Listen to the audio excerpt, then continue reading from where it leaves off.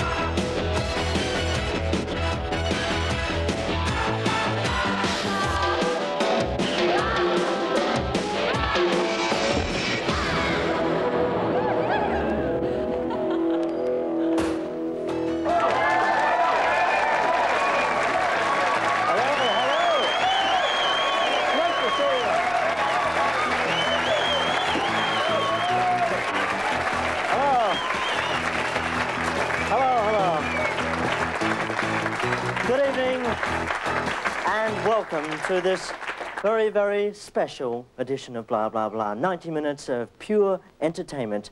And tonight, we're going to be looking at the future. That's right, the future. Plumbing the murky depths of the unknown. You see, everybody has a future.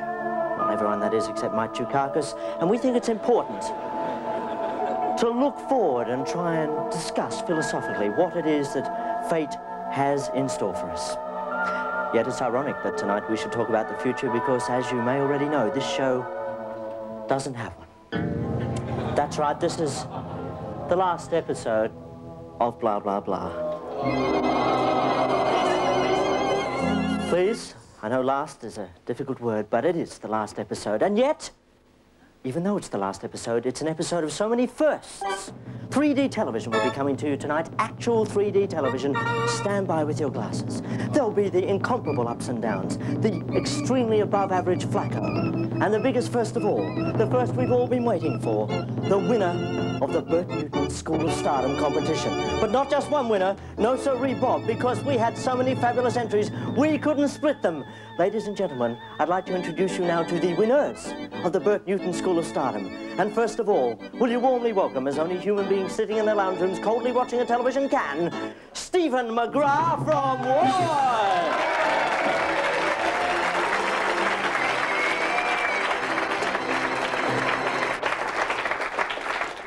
This man has faked up a cover of TV Week.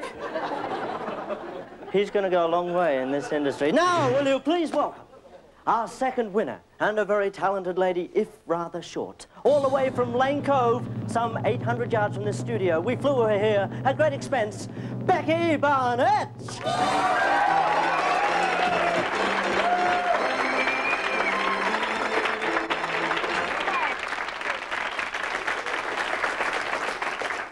Becky, of course, majored in SMARM and graduated with honours from the Bert. Now our final guest host for tonight, a fabulous man from Cockroach City itself, Glebe. Many, many miles here from our studios. Will you please put your hands together for Mr. Bill Schaefer.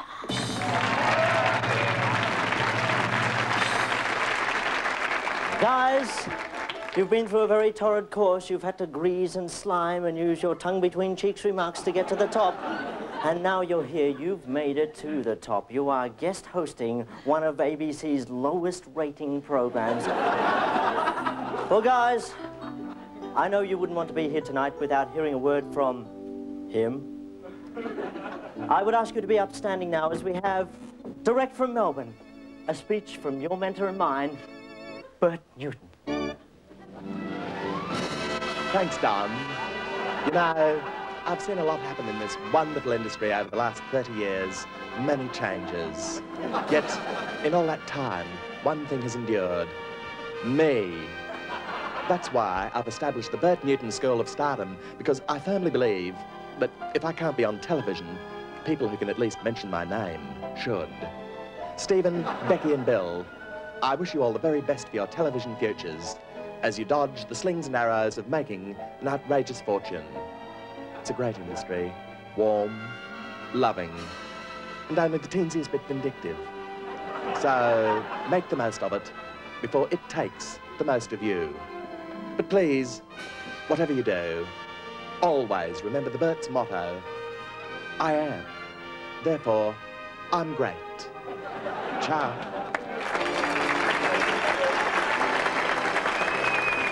What a maestro, what a tragedy he doesn't have his own show still. Anyway, guys, there it is. It's blowtorch to the belly time as I throw the show over to you.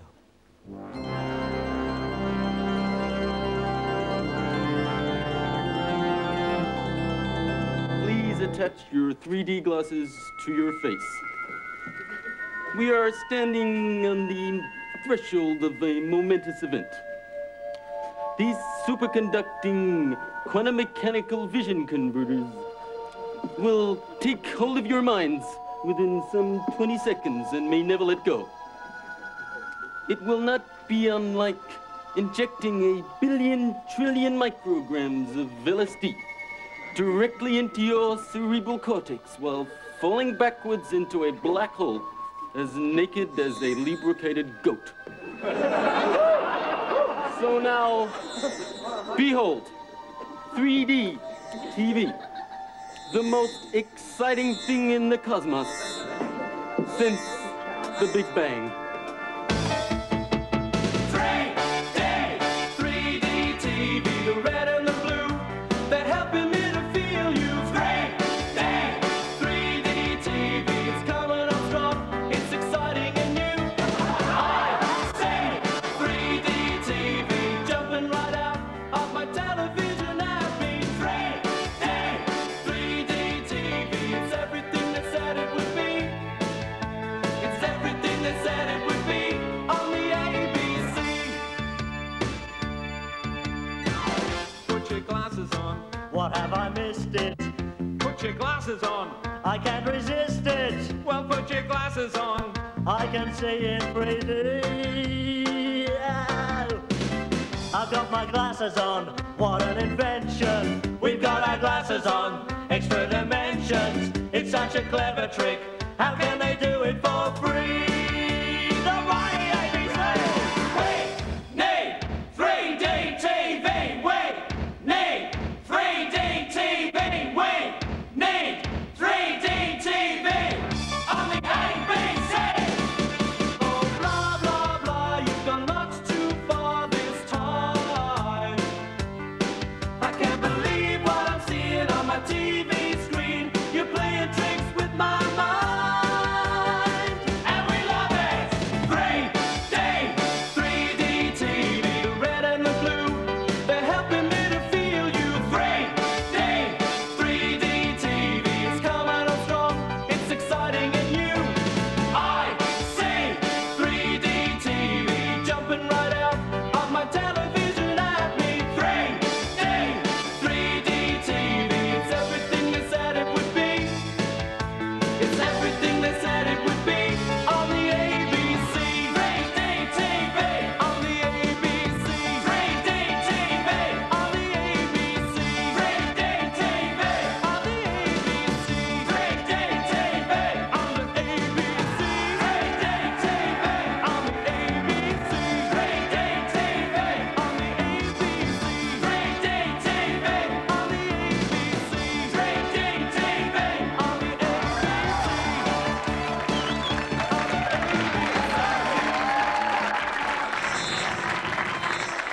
That song was brought to you courtesy of the creative genius of Chris Harriott. Thank you. And now, an info break.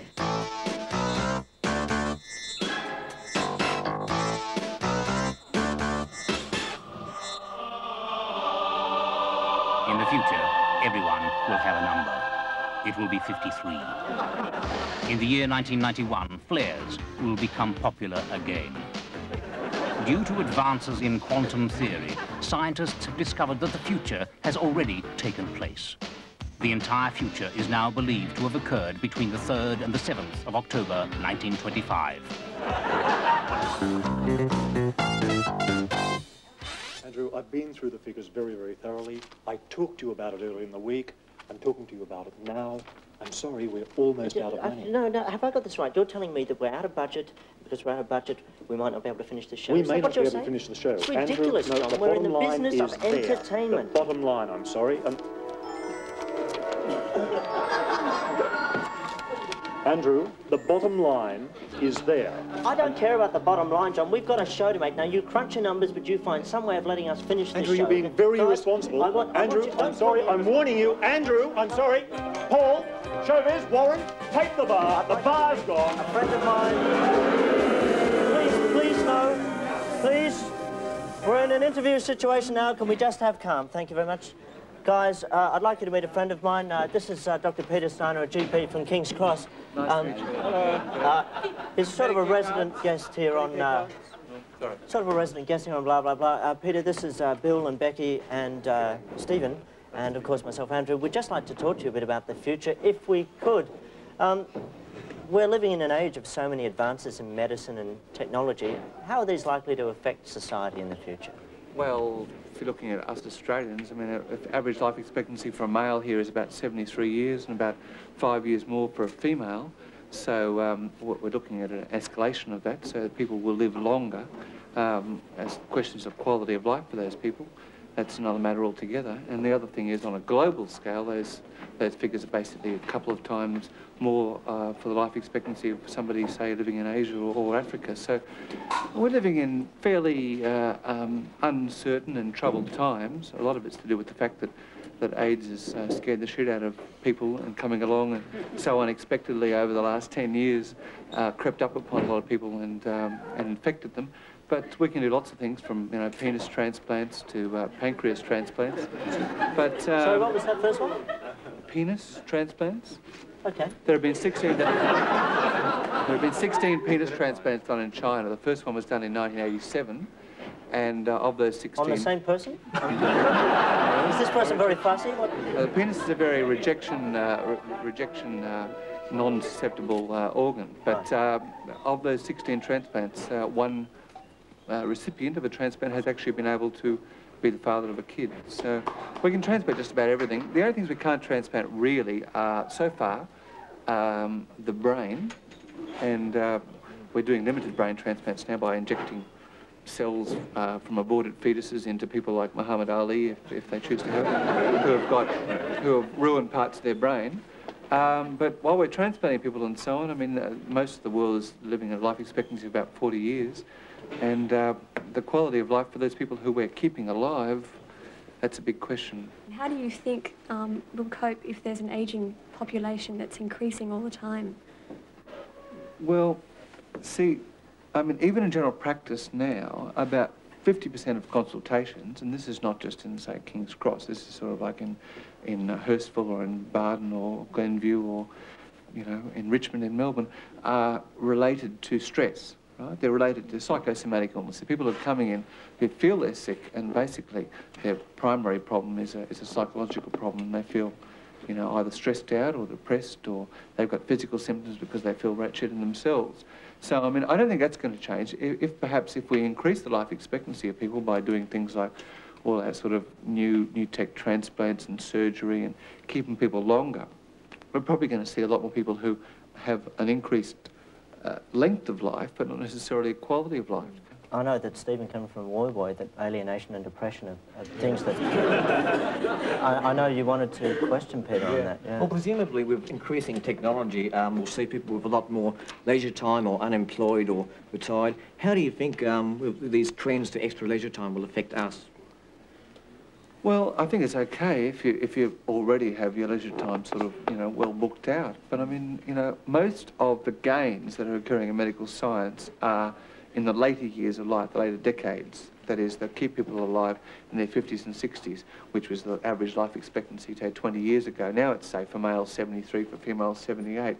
So you've got to look at, if we're keeping them alive with medical technology, what are these people going to do when they're 73 and 78? They're already, they're already bored, They're all quite often depressed and so on. Their quality of life is not the same as, say, you know, somebody who's 30 or 40 years younger. So we might be creating a population that's sort of, you know, in the Netherlands I'm as far afraid, as... Peter, I'm in a position to answer that question tonight. If they're bored and depressed in 78, they'll become President of the United States. That's generally what we tend to do with them. Peter, we'll talk to you more in the future, about the future. I love those kind of throws, they're great. In the meantime, we'd like to thank you very much for coming on. Oh. It's been fabulous. Nice to see you.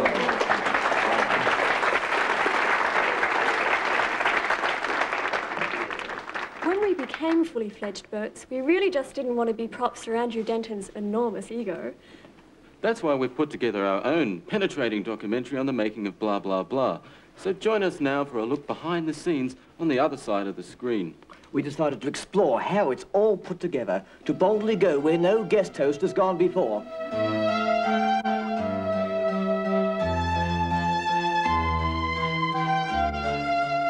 We followed a single episode of Blah Blah Blah from conception to completion. This is the planning room. Every Monday, the team meet to decide on a direction for that week's show. Look, I don't care. I'm sick of your excuses. I don't want you to call me here again. You can stick it where it hurts, baby. Sorry about that, my mother. Now, what was this greenback effect thing again? Greenhouse. Whatever. Well, why don't you try and get it right for once, Andrew? You can shut up or you're off the show. Well, go on. Well, according to our research, 70% of our target audience are concerned about the greenhouse effect. Yeah. But more importantly, 85% of them think that we're really concerned about it. We're concerned? Well, you, Andrew. Swain, are there any big companies we can be seen to be having a go at on this? The timber industry? No. The coal mining industry? No. Aerosol manufacturers? No. Petrol companies? Call Ampol and see if they don't mind us making a few cynical undergraduate remarks about them. Oh, and tell Howie I owe him lunch. Simon, can we get any gags out of this greenback thing? Yeah, I figure we can go about 20 ad-libs easy and probably half a dozen topicals, and I'll be working on some side Andy, I want to gags. look really credible on this one. Now, what's it about again? The overheating of the Earth's atmosphere leading to a gradual rise. In English. Do you have it in English? That's all it says here. Well, it's not good enough, Andy. Jesus, Chris, can you shut that damn thing up? I'm working on some atmospherics. We'll save it for the show, will you? Oh, great. So you can edit it out a bit later? Who laughed? Who laughed? I did. You can leave now. You're off this show as of this moment. Who was that? Leone, producer's assistant. It's bad energy. Don't worry, mate. Replacement's on the way. Chris, will you just shut up? If you were Jeff Harvey, you'd know better than to go around big-noting yourself. I found this bit here on the greenhouse. Oh, scrap it, Andy. It's too hard.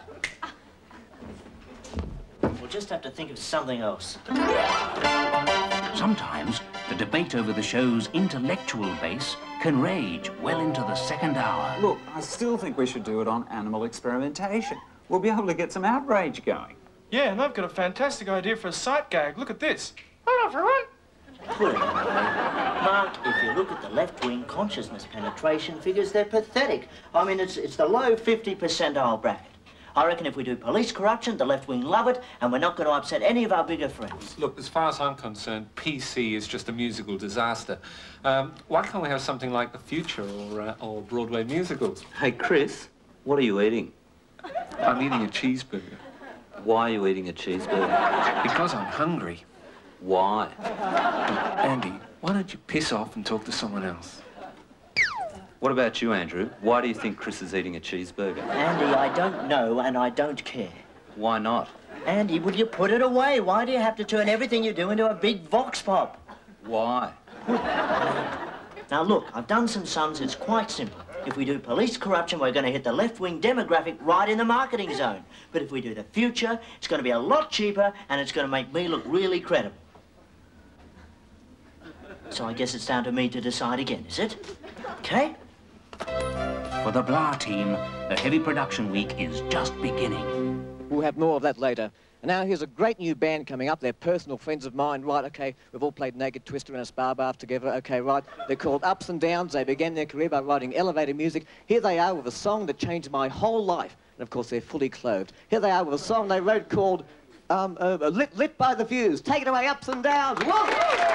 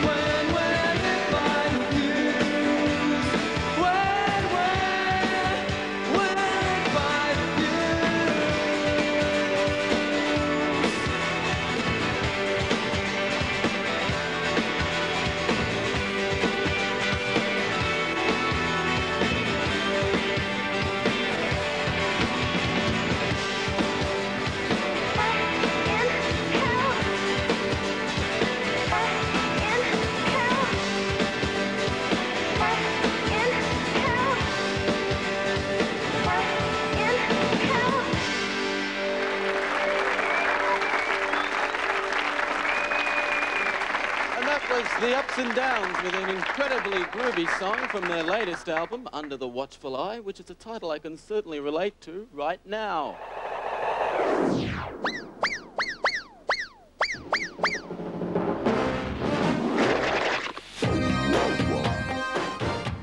As the ozone layer diminishes and the Earth's atmosphere heats up, man will no longer be the dominant species on the planet. That role will be left to creatures who can best withstand increasingly hot temperatures. Only a few thousand years from now we'll see the flourishing of great societies of camels and iguanas, which will develop cultures and sciences far beyond the grasp of inferior human beings.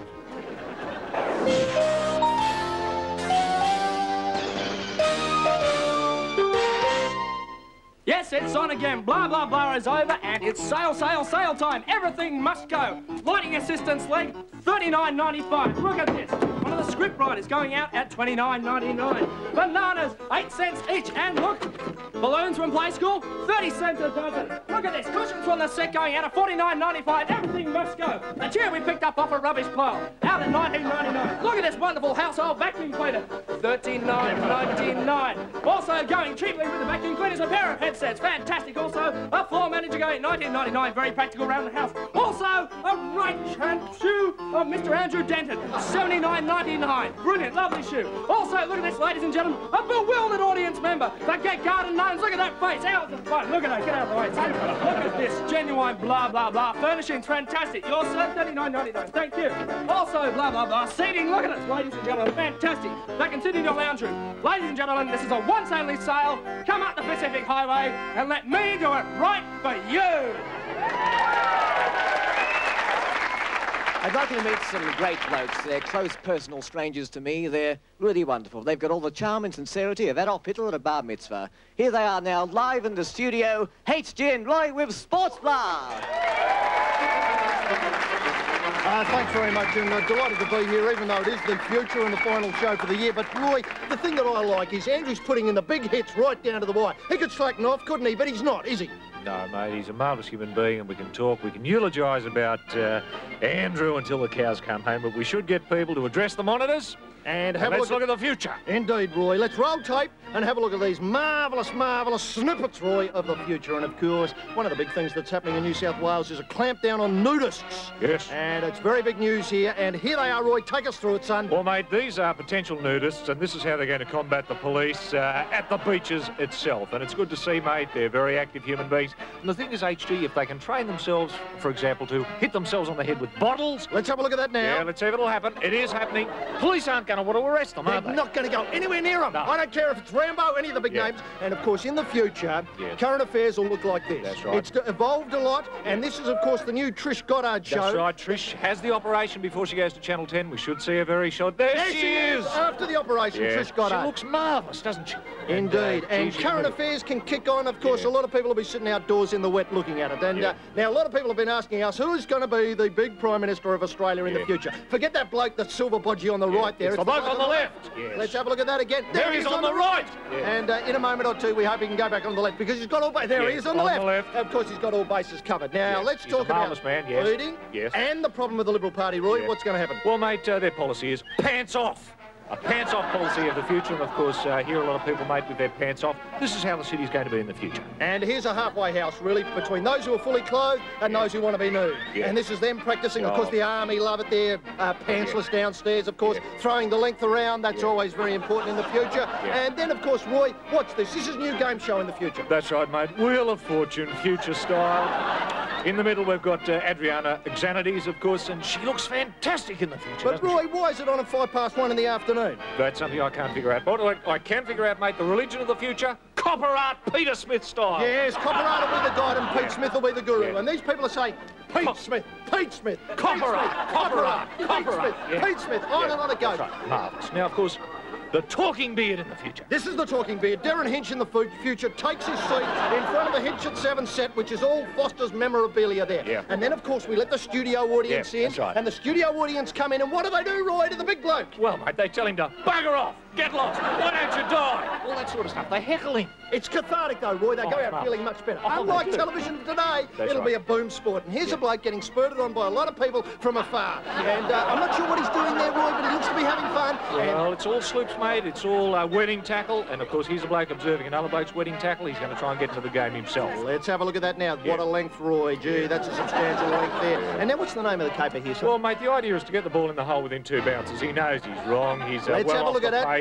1, 2, just hopeless. dribbles into the hole, Roy. The future, it's a marvellous place, a marvellous thing, Roy. And wouldn't it be good if Andrew could join us now, mate, for a moment? Why not? That'd be fantastic. Come on in, Andrew. Come on, Andrew. Boys, what a fantastic experience it's been working with you guys. Well, mate, I don't want to get mawkish, but it is a very moving time for us here to say goodbye to you in the only way we know how, that is, say goodbye. But let's address the issues du jour. Well, I think saying goodbye with a bit of clobber here, that we see Pam and Paul, wandering around the Steve, Graham Linden, Danny, Leon. Now, there's the off-the-shoulder number. Now, this is all Secret Society Clubber, Roy. Secret Society Clubber, that's right, There's the HG. shorts, and the upstairs is covered as well. You can get this at ABC shops and selected surf outlets. It's got the Roy Slaven H.G. Nelson seal of approval on it. It's Christmas wear for Dad, for Tiny Tot Tanya, for Uncle Roy the Thimble, for anybody. Look at that, the men's can do everything. Roy, your thoughts, son? This must be so cheap.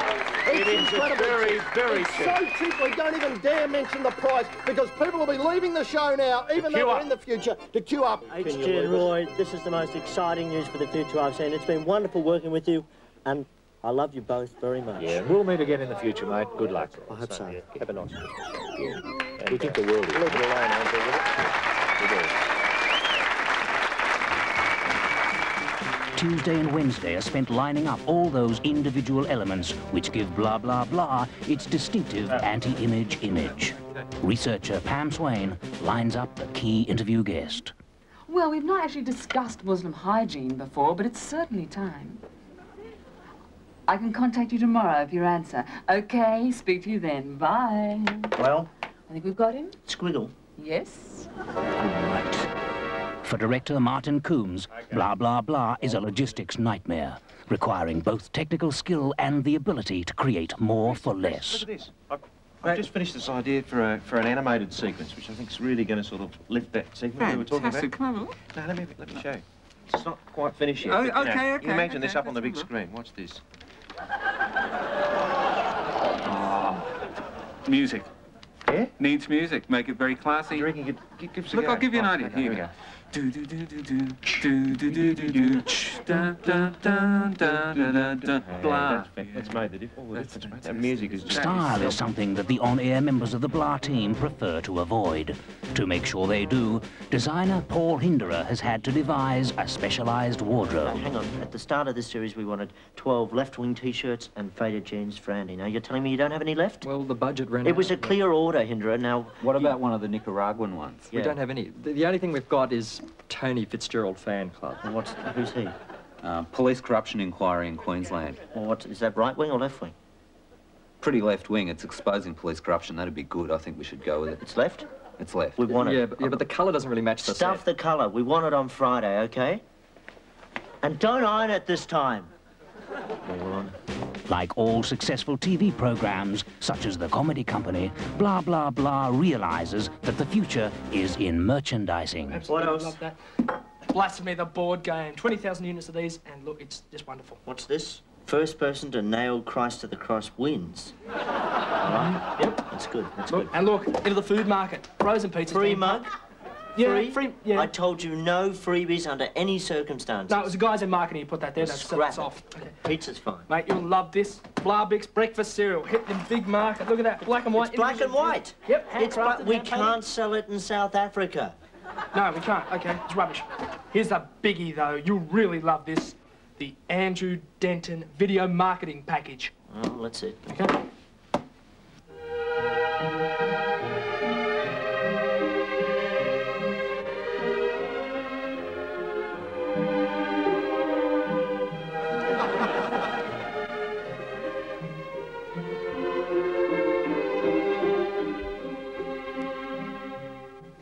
One's internal being must always transcend the physicality of the moment. I think of myself as a bowel. I'm ugly, yet functional. I take, and yet I give. God, that poetry is boring. Still, I suppose it's art with a capital F, isn't it? Mm. You got something raunchier? Yeah, we've got the teens video. Oh, whack it on.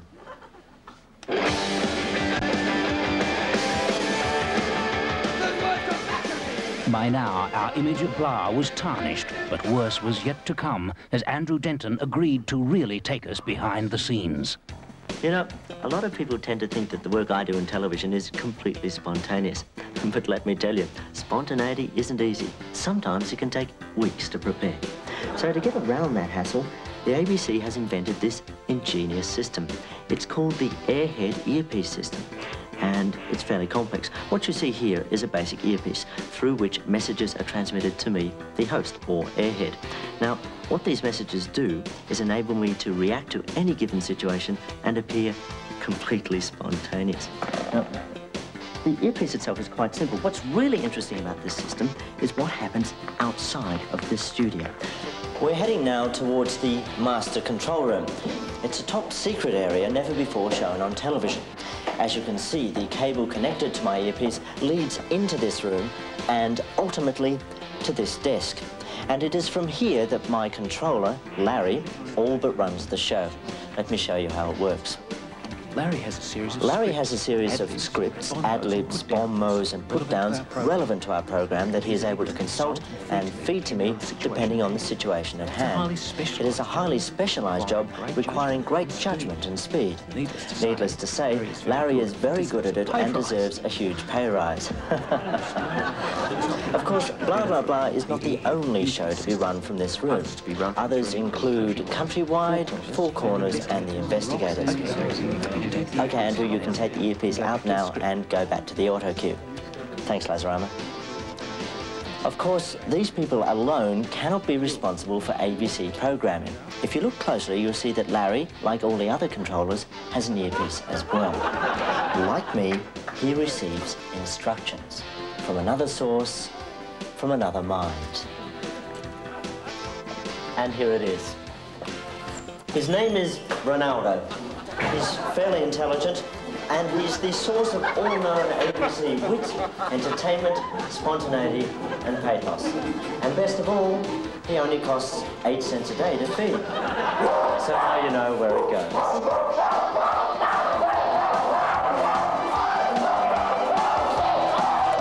And now I'd like to introduce Tiger Vales. He's the chairperson of the New South Wales Lands Council, and he's also a DJ. So, hello, Tiger.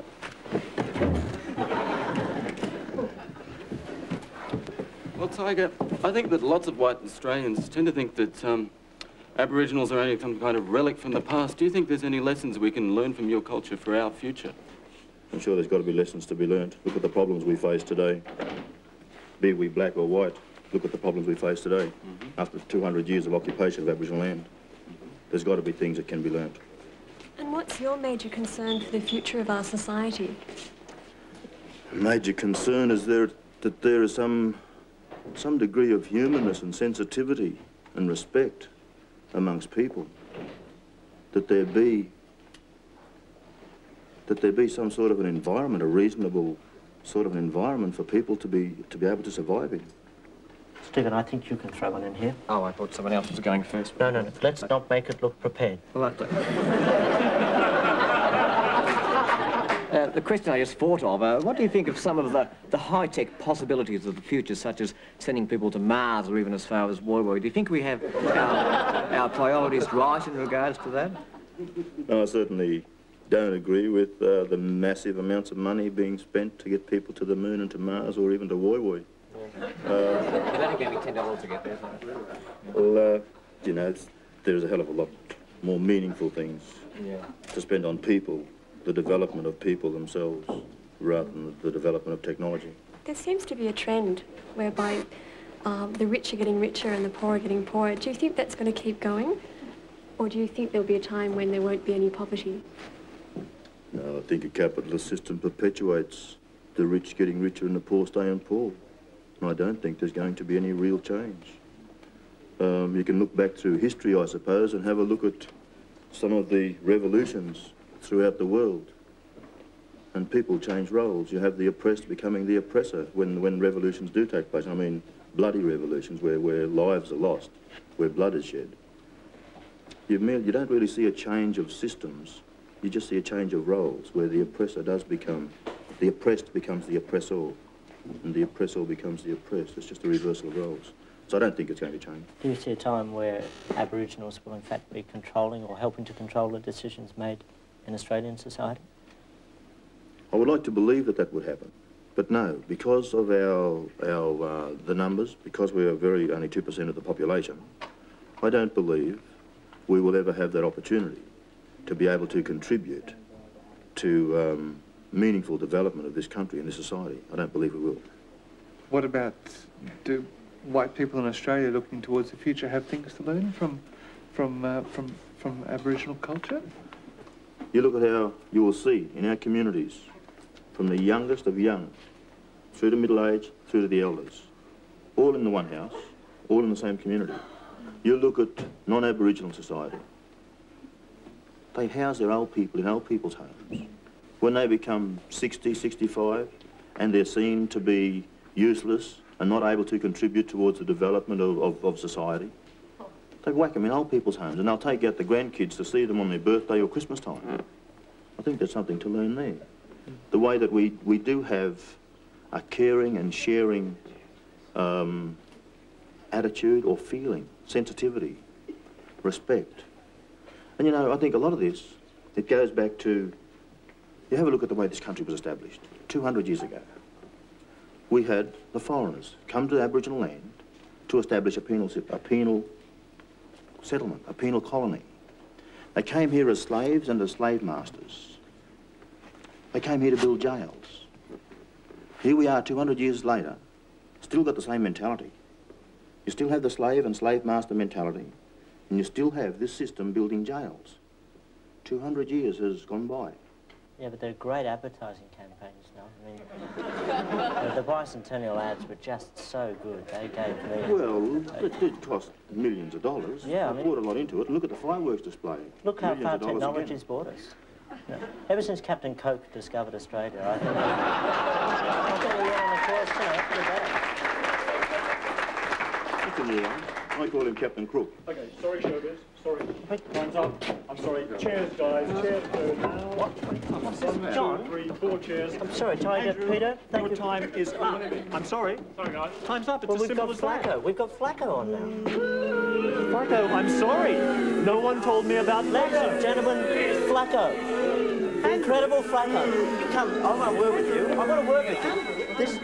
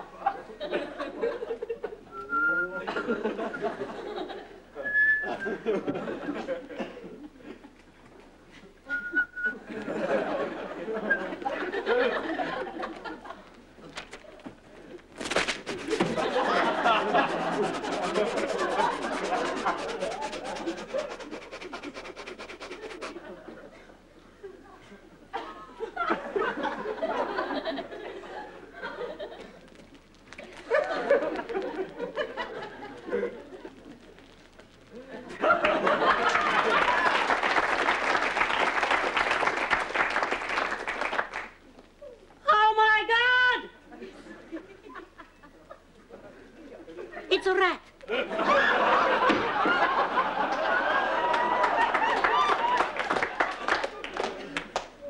Excuse me. I'm not really a violent person now. But I'm not really, no. You should see my house. You should see it. You should come around. No, you should. It's just riddled with lice and ticks and ants and fleas, little tiny crawly things with many legs.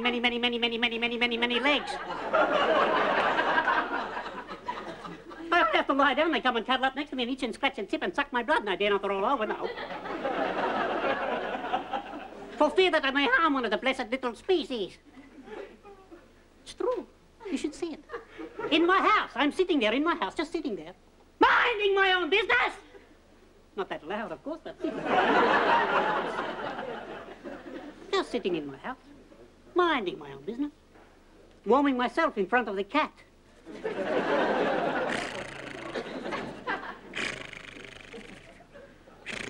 Watching a video, favourite film from old country called The Year of Living in Relative Security. Beautiful film. fantastic film. Beautiful film. Just sitting there, in my home, in my abode, in my dwelling, minding my own business. Just sitting there. Suddenly, in come my Uncle Roy.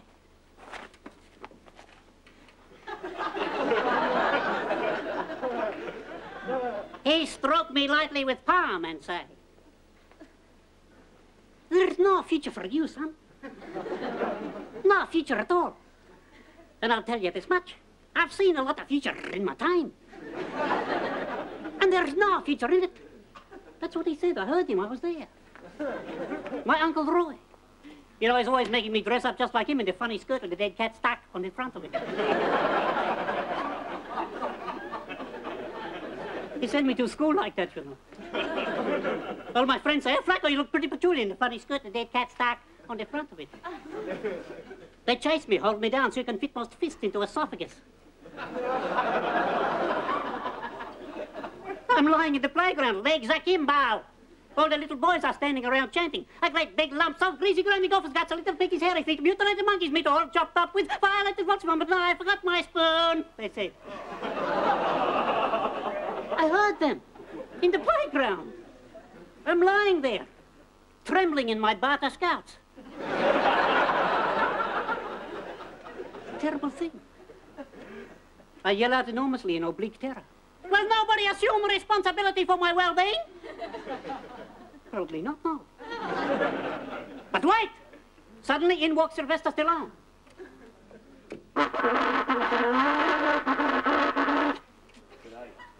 He's a big man, Sylvester. In he comes. I plead to him. "Mr. Stallone? Mr. Stallone? Save my life now, please," I said. He stroked me lightly with palm and sighed.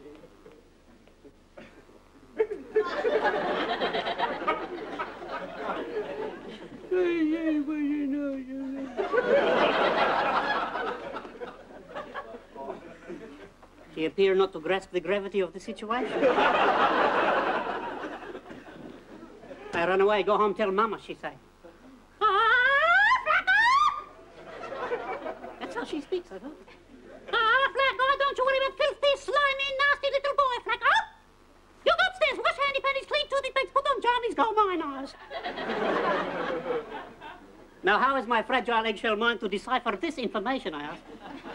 My mother calls teeth a toothy pigs. My mother, the surrealist homemaker. Flacco, don't worry, breathe deep, feel good here. You put on a nice frock for Mama. A little rouge, maybe? Flacco feel inwardly pleased. I smile to self.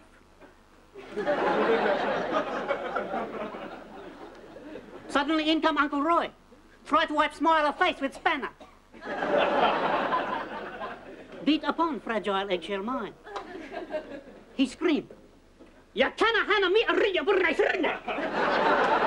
Ya canna hana man a ria burra irna. Ya canna hana me a ria. Ya canna. Ya canna. Ya canna. Ya canna."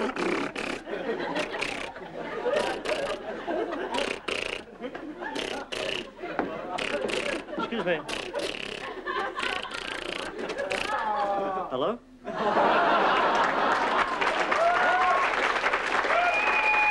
What? Oh, look, I don't believe it. I'll tell him. Hang on. We're out of budget. You've got to get off. I'm sorry. Now? I'm sorry, yes.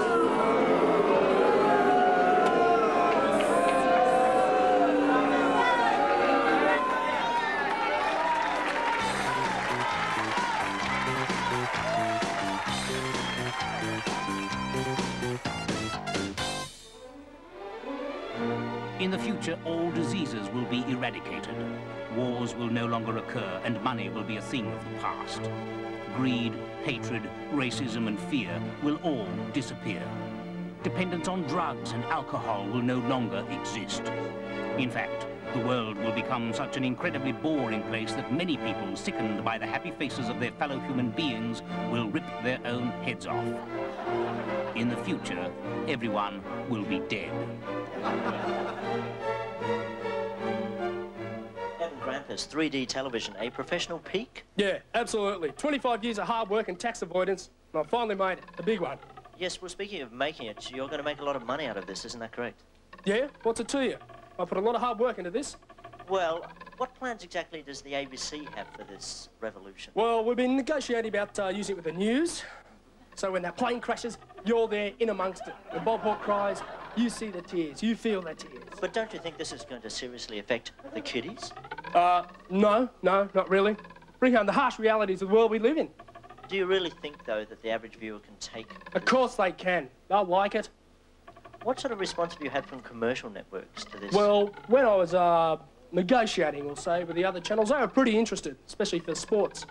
Would you care to name names? Oh, talking to Mr. Skase and Bondi. Christopher Skase and Alan Bond? Yeah. Right. And figures, what sort of figures are we talking about? Healthy ones? Why? What's it to you? Mr. Grampus, thank you very much for your time. Yeah. More in a moment.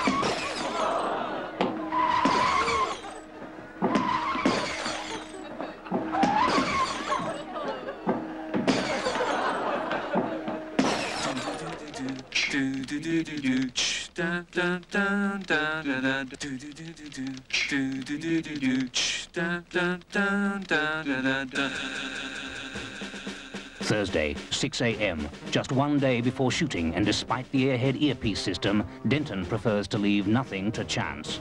The writing standards he sets for ad-lib scripts are cruel, even by Graham Kennedy's standards. These are supposed to be ad-libs, are they? Pen. One pen. This is crap. It's just total crap, I don't... Well, that's funny. It's a typing error. Okay. Well, the rest of these look all right. Get them to Hill, and I want them on auto cue first thing tomorrow morning. What's her name again? Gabby. Great buns. Even the shaky camera work that characterizes blah, blah, blah is rehearsed until the look is right. Didn't anyone teach you about camera work? When you're on this show, it's 3 simple steps. You wobble, you lose focus, and you catch the light. Now, I want to see you do that. For left-wing marketing whiz-kids Denton and Neil, Blah Box is one of the show's most risky elements. Getting the correct mix of left-wing views, hesitation, and nervousness can take hours of grueling auditions. Well, she's hopeless. We'll piss her off. Thanks, darling. You're great. We'll be in touch. Okay, if I want to own an M16, I should be able to own one. You know, if I want to walk down the street with an Uzi, I should be able to do it. What do you think? Token right wing? It'd be good, mate. Go really well with the country viewers. Okay. Mate, you're in. Just go and see the script writers, and we'll polish that up for you. Thanks a lot. Next. I'd like to talk about plants. Plants being your friends. I've got a lot of good friends that are plants. Oh, she's boring as hell. They live in my garden. They don't criticise me. So we forget her for the Blah Box, but get her for the Christmas party. Okay. One drink? Yeah. Okay. Let's go. Next. A cynical process, perhaps, but nothing compared to what lay ahead. And that's enough blah-ideology for now. So now it's time for Blah Box in 3D. So put on your glasses and it's over to Andy Neal. Julia's going to talk about nature in the suburbs. Hi. If the cameraman was able to focus on my right ear here, you'd all be able to see that I've come to like to carry a little piece of nature around with me through my waking hours in the form of a flower. If we all took a little more time to notice what was happening around us, perhaps we could feel some more hope for our future. I walk during the day in the morning on my way to work, and I watch each new branch on the tree and each new flower on a plant, and it's beautiful, and it fills me with a good joy for the rest of the day. Thanks. Thanks a lot. Isn't that fantastic? And the great thing about it is the flower's plastic. Becky, any comment on that one? I think she'll be good at the Christmas party. Oh, you, that's typical. Brian's going to talk about the raw deal that clerical workers get. Yes, look, I've got a real problem. Clerical workers in government departments are absolutely ripped off. I mean, they're so well underpaid. And engineers, they're so fabulously well paid, they can drive cars such as Austin Morgans. I mean, it's just an absolute rip-off. And I mean, that's just why they should Marrow-wise legal owner. Thank you. Thanks a lot.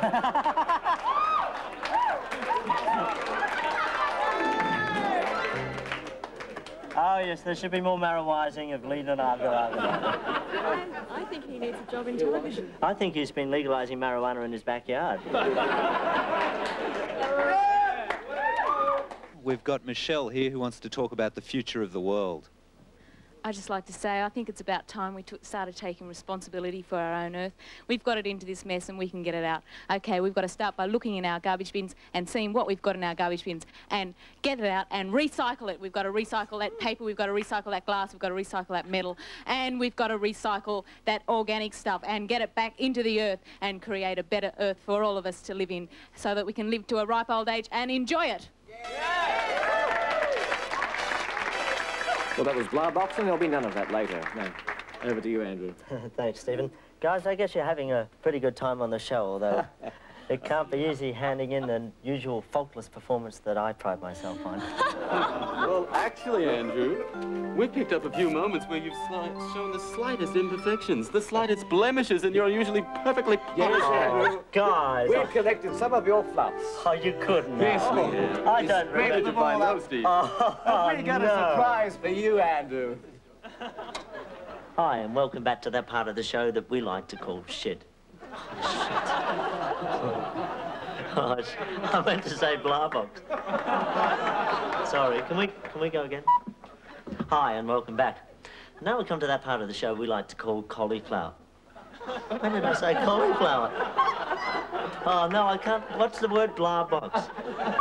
Oh, I said cauliflower. Embarrassed, I didn't know. Oh, that was all. There's more, Andrew. Oh, not more. Oh, no. You know, H.G. and Roy once said to me, our wives went to the West Indies for their holidays. And I said, Jamaica? And the... No.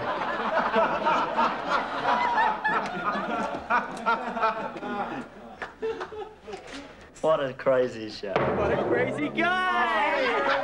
Andrew, we believe you've got a bit of a problem with dropping off. Oh, not this one. Have a look at this. No. There was machinations there from their new album.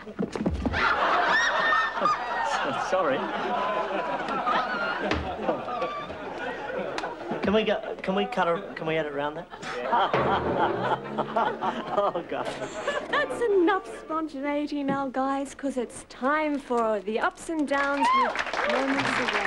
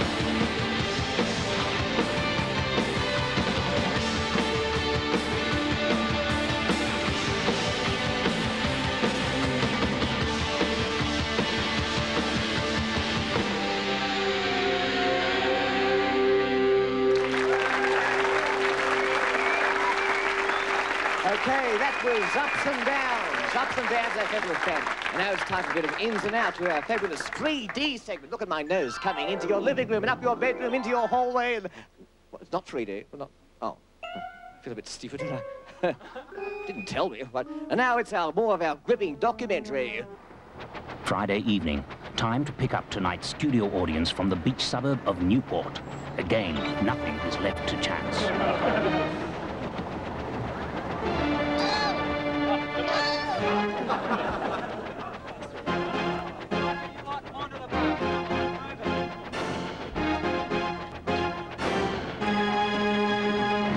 What do you think will be different in the future for your children or grandchildren? I think the multinational companies will become more and more powerful until they become like world powers. And there'll be much more leisure time for people and less manual labour jobs as people are getting their jobs taken over by machinery and things like that. No, I think we're looking ahead and I think it's a pretty positive future, and I mean, I think they've got a great future ahead of us. I don't think we should be thinking of all the bad things that are going to happen. Their bikinis for the girls are going to be pretty brief, because they're pretty brief now. I think there'll be a lot less trees and parks and playing fields and that kind of thing. What do you think will be different in the future apart from new gadgets and high-tech stuff? War. Oh no, can I change that? Sorry. No, get him off the bus, he's hopeless.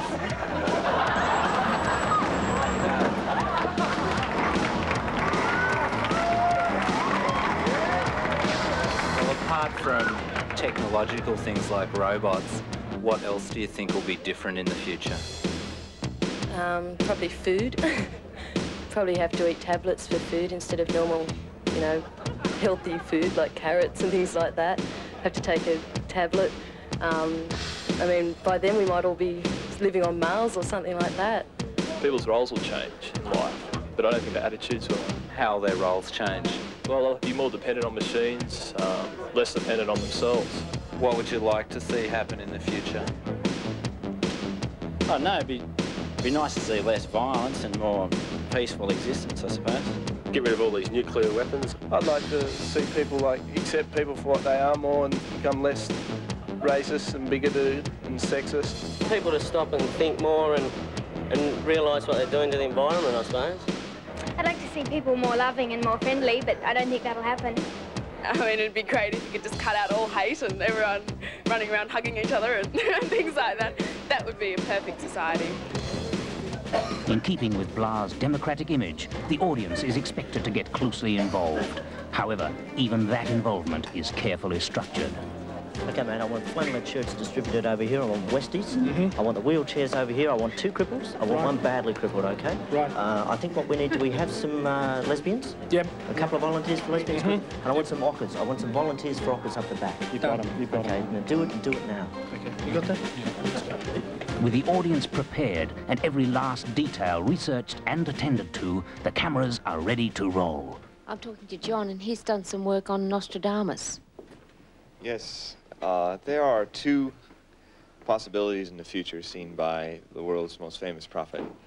One is that we will either see, by 1992, the year 2000, an end of the world in several various ways, nuclear war, greenhouse effect, or dated at the same time, a change in consciousness that will counteract a lot of this. When we live in a world that's, at the last minute, we've just spent $1.6 million in nuclear arms. We've destroyed 60 acres of rainforest each minute. We are also spending about 75% of our genius and our wealth on dividing the world into warring camps. It's just a simple change of attitude, and it's possible that we can do that. Otherwise, we've got 12 more years. Okay, well, Carl, you do a radio program called Great Moments in Science on the ABC's radio station JJJ FM, which will shortly be going national next year. Do you think that do you think that the big science approach has stuffed it up and the world is going down the tube with things like the greenhouse effect? Has big science failed? I think that there's a lot of positives and a small amount of negatives. Look at the positives. Out of every 1,000 babies that are born, if you're white in Australia, only 12 will die in the first year of life. If you're black, like Tigers people, 75 will die up to 150. And in the third world, you can have 150 up to 600 people dying in that first year of life. But basically, if you've got the money to pour into it, you can keep babies alive, you can keep people alive. The second thing that big science has done is it's given me these bits of transparent rock that I wear on my face, because otherwise the tribe would have thrown me out because I would have been useless to the tribe. The disadvantages, the greenhouse effect. The world is getting hotter. The oceans are rising. In 40 years' time, the oceans will be somewhere between 1 and 7 metres higher. New South Wales will be wetter. Tasmania and Victoria will be much drier. The ozone thing, that's also going to happen. Well, do you think we need to plan for the future, or should we just let it happen? We have to plan for the future for the greenhouse effect. That's a big, big problem, talking on the scientific side of things, not the social side of things. Firstly, we have to conserve more energy. Secondly, we need to get our future energy from different places. We have to get our electrical energy from the sun, and for our portable energy, the stuff that you pour into your car or your petrol mower, we need to get, I think, liquid hydrogen or hydrogen stuffed into metal ions. That way we can have portable energy and we can have electrical energy, and we don't have to stuff up the environment. How do you think men and women will relate in 20 years' time? Hopefully a better attitude than they do now. I'm not sure. I'd say I would like it to change, but then what right do I have to, you know, inflict my views upon other people, which is basically a problem. That's the throw-up. I mean, do you force your own view upon other people, or do you like go with the status quo? I'm not sure. It's a difficult question. You got any thoughts on that? Well, I think if everyone wants to make the world a better place, they have to start with themselves. You know, I think just basic self-respect, and, you know, stop smoking drugs and just smoking and alcohol, you know, because they cause a lot of they cause a lot of trouble in the world. Do you think that men and women will be relating differently in the future? Well, I think that's hard to say, but myself, I think that it'll be, you know, a lot. I think men and women will be on equal par. Okay, then I'll switch over to Andy.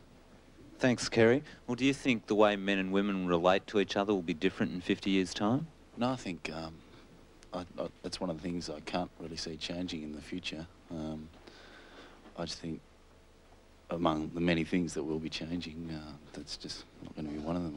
It's just going to continue on the way it's going, I think. What about you? What do you reckon? I can see it changing. I can see women starting to shove things down men's throats.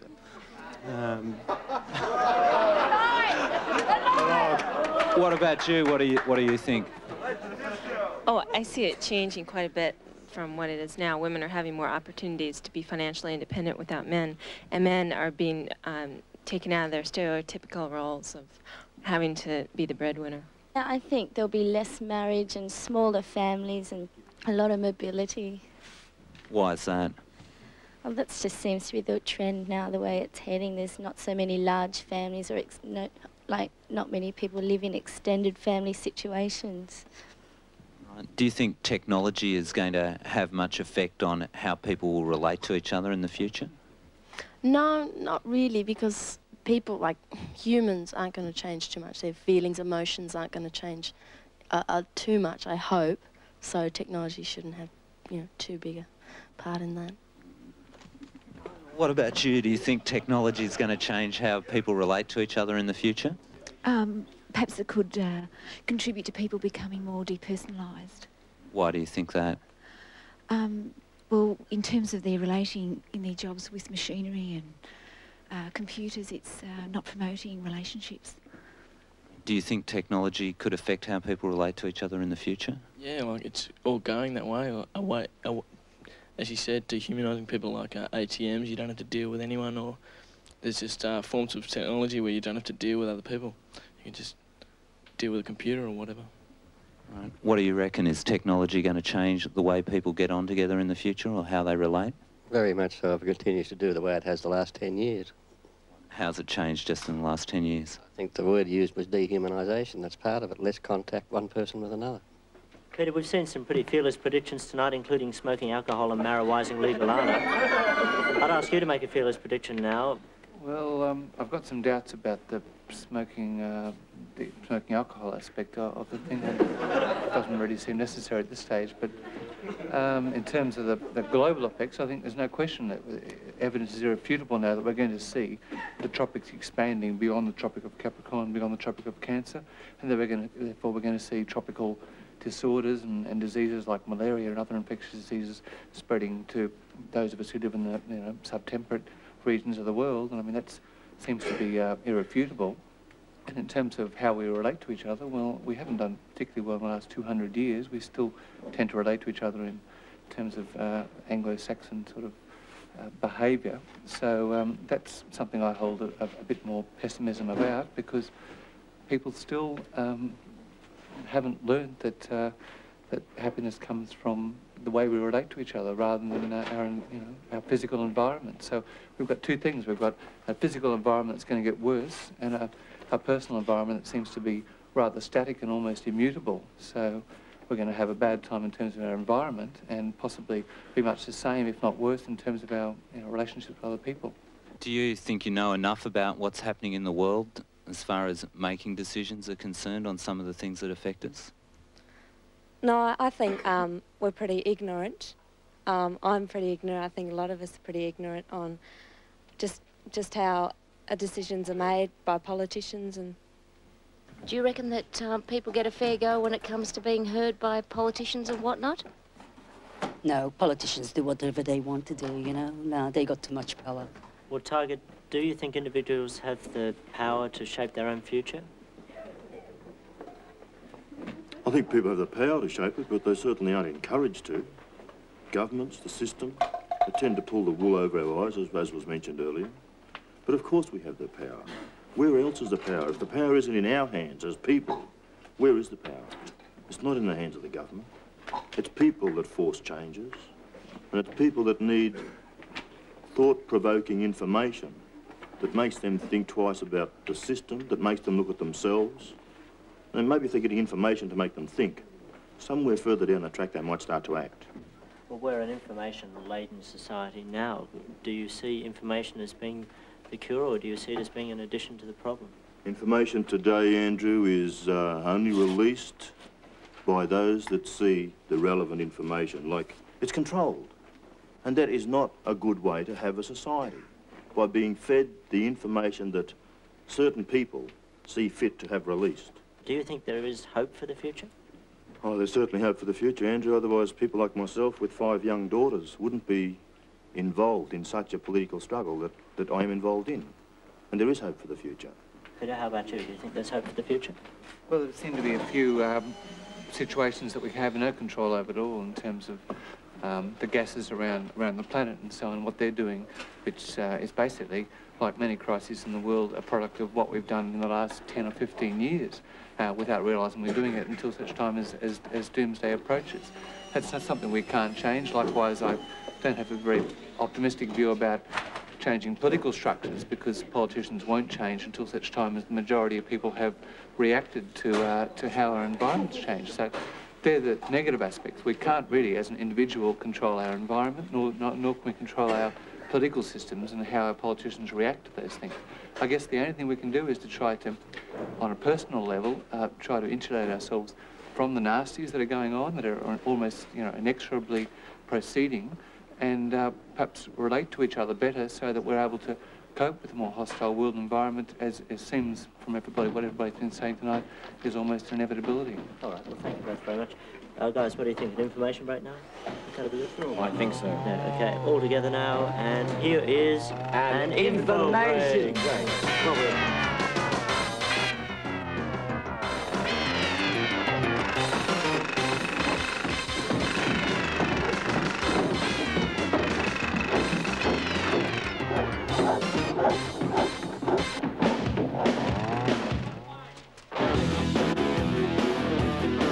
In the future, I will leave the studio and go down to the pub for a few cold ones. There, I will meet a young hairdresser named Karen, who, impressed by the fact that I work in television, will invite me back to her place. After a night of passionate lovemaking, I will return to my home to be greeted uncordially by my wife. Despite brilliant lying on my part, she will throw me out. Dejected, I will return to Karen's flat, but she will refuse to let me in, having found out that I am only a blah, blah, blah voice-over man. My wife will begin divorce proceedings that will eventually lose me my house, my children, and all of my savings. My voice, and subsequently my work, will suffer, and eventually the ABC will cancel my contract. Unemployed and penniless, I will roam the streets, eating out of garbage bins and drinking anything I can get my hands on. Then, only a few years from now, while sleeping in a pool of my own urine in a King's Cross alleyway, I will be mercilessly kicked to death by a gang of punks out for a bit of fun.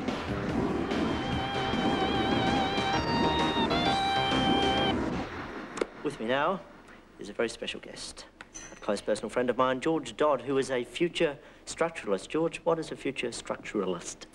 Well, some people would call us educated guessers, but I prefer to think of us as people who try to build a structured picture of the future. Which means? Making predictions. If you want, I don't like using that word, but in effect, that's what we do. We make predictions about the future. What sort of people do you work for? We can work for governments. Corporations are often very interested in finding out... No, hold it. Jesus, Darren, how many times do I have to tell you? This guy was trotted The editing room is the last chance for Denton to stamp his personality on the programme. I'm the one that's supposed to look credible and compassionate on the show, okay? Now, didn't we do a... We did an ethical caring for the earth version of the question. Now I want that one in. Don't you find it rather odious simply working for tobacco companies? Don't you work on projects which are of more purpose for the planet as a whole? We can work for governments. Corporations are often very interested in finding out exactly how a particular product's going. We were working for the tobacco people not so long ago. What, do you slaughter goats and read their innards, or what? No, we gave that up about 200 years ago. What we tend to do these days is look at patterns. No, stop the tape. Darren, I just made a bloody good joke and he didn't so much as respond to it. Now, I don't know what his problem is, but I know what your problem is. You're not paying attention. I want him to laugh like he's just heard the funniest joke in the world. A guffaw, Darren. I want a guffaw in there. Slaughter goats and read their innards, or what? Sorry. And what sort of things are you working on now? Oh, the greenhouse effect. Oh, yeah, all those huge flowers growing around the world, yeah. Yeah, it's very exciting. My sunflowers are doing beautifully. Great. Yeah. In exactly what way? Well, trying to predict exactly where it all is going. And we've come up with some, what people would think are fairly radical things. Boring, and crap. Now, what I want you to do is cut it immediately after he laughs. I don't think that's gonna... Please don't tell me what to do. I want to cut after the laugh, and I want you to edit in that cynical ending we shot after he left, okay? Slaughter goats and read their innards, or what? Sorry. That was George Dodd, a future structuralist. That'll do. Have we got any canned silence? Yeah. Okay, put some over the front when he comes in. There's much too much applause. Oh, and good working with you. With only minor sound and image problems to be added, this episode of Blah Blah Blah is all but complete. Ironically, since the final shooting of this series, the Blah team has moved on to its next project, entitled Ideology Master. It will be an expensive, left-wing quiz show.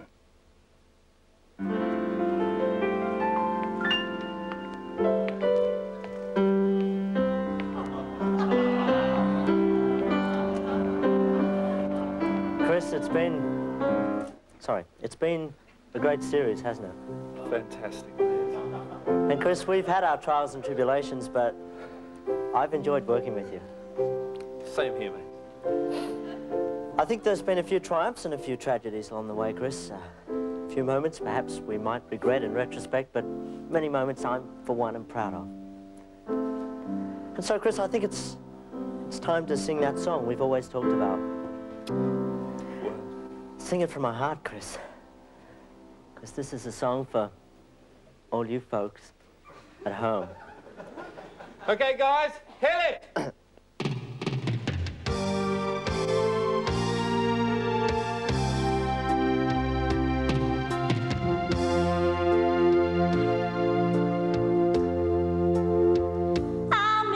pathetic little face. I miss your routines tight and thin. I miss that hopeless little smile, your underwhelming style, and the stubble on your chin. I miss the glasses on your nose. I miss your undernourished ribs. I miss your failed attempts at witty talk, your fancy little walk, and your carefully planned ad-libs. But most of all, I'll miss the hour that I spent at home with you. And after all, it's the only time that I turned on Channel 2. And now it's over, there'll never be another show like yours. And when it's over, your many fans will open up their doors, and screaming loud into the night, they'll cry as one, this can't be right. We're mad as hell, give Hill the sack, we want our Andrew Denton back. And the unemployed will rise as one and pull the plug on Channel 2. The revolution will be fought and won by die-hard fans like me and you. And this is our dream. And this is our dream. Unreachable star. An ABC with Denton in charge and 24 hours of blah, blah, blah. And this is our dream. And this is our dream. Unreachable star. An ABC with Denton in charge and 24 hours of blah, blah, blah. And this is our dream. And this is our dream. Unreachable star. What's good? Show's over. Everyone out. What is going on? Right now. We're in the middle of the production. The budget. Okay. Piano there. Out. Everyone out. You people out. Out of the studio. No. Well, sorry about that. The last episode of Blah Blah Blah has ended rather abruptly. Next week's ABC special, though, is an exciting thriller set in Northern Ireland, and it's called Angel. Now, though, let's go across to Peter Collin at the news desk. Good evening. I'm Peter Collin from ABC News and Current Affairs. When it comes to keeping up with the news, the events of the world, keep in touch with ABC News. 24 hours a day, our news correspondents are on the spot in all the world's major news centres, bringing you all the news of the day. Concise, accurate reports, keeping you informed of what's going on. For in-depth coverage of all the important news stories, join television's most experienced news team as they examine and analyse the whys and wherefores behind the stories. You have got to leave my clothes alone. Sorry. Who is this? There are cameras here. Close the studio. No. Where is the commitment to youth? Commitment to youth. Look at the striped fabric. What about the striped fabric? Now that's commitment. I'm sick of this. I'm not going to do this anymore. Right now.